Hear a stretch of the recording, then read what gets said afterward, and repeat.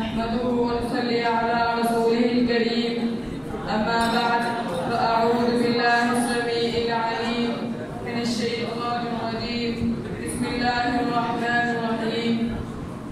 इन्नहुम फित्यतुन आमनू बिरब्बिहिम व ज़िदनाहुम हुदा।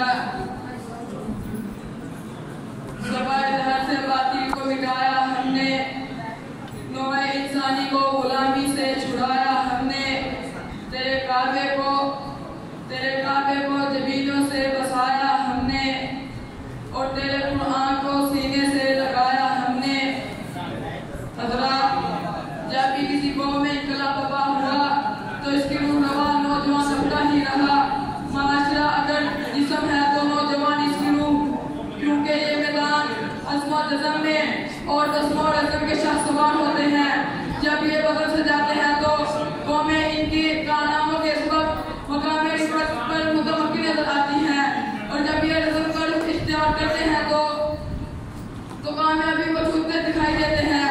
तारीख़ आलम में नौजवान पुख्ता और गैर मुतज़द्दिद ईमान से मुज़य्यन इस्लामी इनकलाब का परचम बुलंद करते हुए अंधेरी रातों में नूर की कंदीलें रोशन करते चले गए, जिन्होंने जब्बार सलातीन के सामने कलमा हक इस शान से बुलंद किया कि ईमान शाही लड़कर रह गए, जिन्होंने वक़्त के ताबूतों का साफ इनकार करके अगुवाई का हक अदा कर दिया।